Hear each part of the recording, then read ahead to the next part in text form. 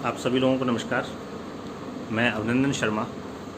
आज मैंने संदीप माहेश्वरी जी का जो मैसेज ट्रेंड हो रहा है वीडियो पर और सोशल मीडिया पर, जिसमें उन्होंने संस्कृत के बारे में, संस्कृत भाषा के बारे में काफ़ी कुछ बातें कही हैं और मुश्किल से 2.5 या 3 मिनट के वीडियो में उन्होंने संस्कृत भाषा के ऊपर जिस तरीके से अपनी बातें रखी हैं और जिस तरीके से मजाक उड़ाया है, मुझे लगता है कि उस पर कुछ कहने की आवश्यकता है।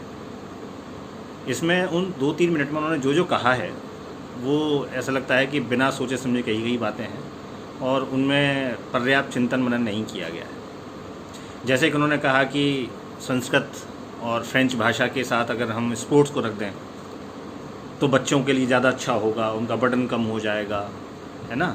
और स्पोर्ट्स को अगर हम आगे बढ़ाएंगे तो ये अच्छी बात होगी।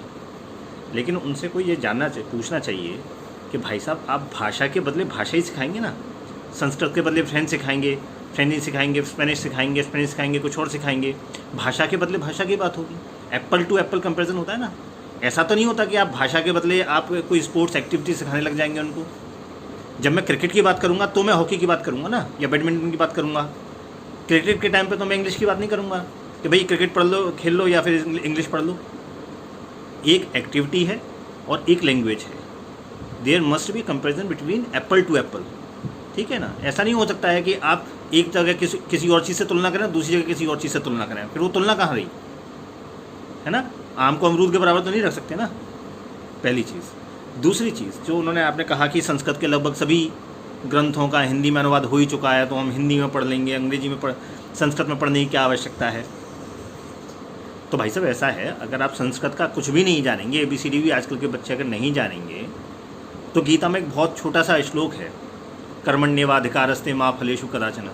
आपने सुना होगा, बहुत फेमस है, लगभग हर आदमी की ज़ुबान पे रहता है। और इसका अर्थ क्या किया जाता है? 70% लोग इसका अर्थ ये करते हैं कि कर्म कर, फल की चिंता मत कर।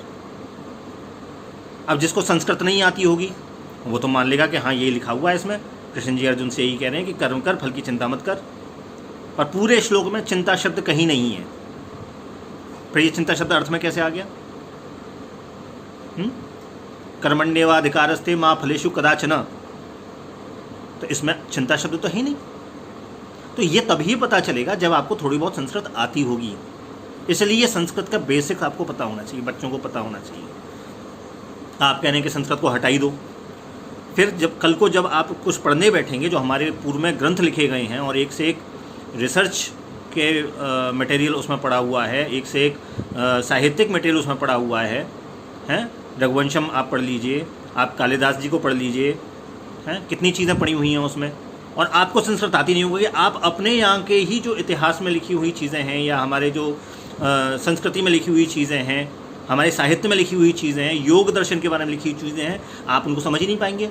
फिर आप क्या करेंगे? आपको तो संस्कृत आती नहीं होगी, तो बच्चे क्या करेंगे? बच्चे उसके इंग्लिश ट्रांसलेशन पढ़ेंगे, क्योंकि संस्कृत तो पढ़ी नहीं होगी। आप जैसे कुछ लोग अगर उनको इस तरीके से ज्ञान देंगे तो संस्कृत पढ़ना तो लोग छोड़ ही देंगे, बोलेंगे संस्कृत किस काम की है। लेकिन अगर संस्कृत नहीं पढ़ेंगे तो फिर संस्कृत से हिंदी करेंगे कैसे? कोई भी कुछ भी हिंदी में आपको समझा जाएगा, इंग्लिश में आपको समझा जाएगा। फिर आप क्या करेंगे? आप वेदों की इंग्लिश में ट्रांसलेशन पढ़ेंगे, भगवत गीता पढ़ेंगे, लेकिन अंग्रेजी में ट्रांसलेशन करके पढ़ेंगे, क्योंकि संस्कृत तो आपने ज़िंदगी में पढ़ी नहीं है और उसने क्या अनर्थ कर रखा है वो आपको पता नहीं है।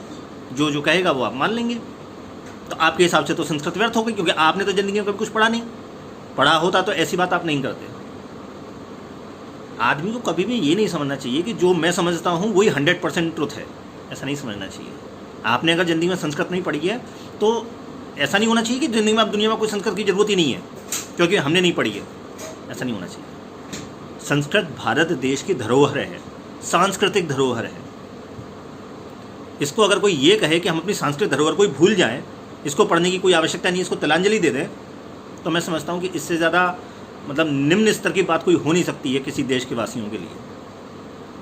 तो मैं सिर्फ यही वक्तव्य रखूँगा कि जो कुछ भी माहेश्वरी जी ने कहा है उससे भारत के बहुत सारे लोग मेरे ख्याल से व्यथित होंगे और उनकी बातों से बिल्कुल सहमत नहीं हो सकते हैं, क्योंकि संस्कृत का एक अग्रगण्य स्थान है।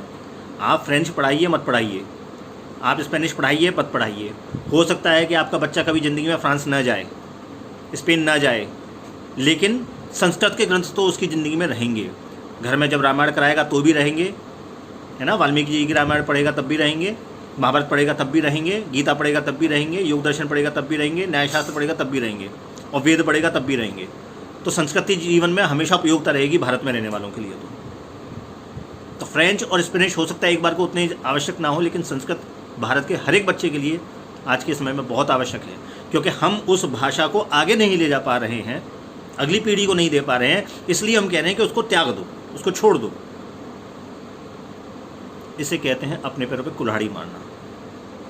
भारत देश में ऐसा नहीं होना चाहिए। हमारे देश की सांस्कृतिक धरोहर है और हम सबको मिलकर के उसको आगे लेके जाना चाहिए, ऐसा मेरा मंतव्य है। धन्यवाद।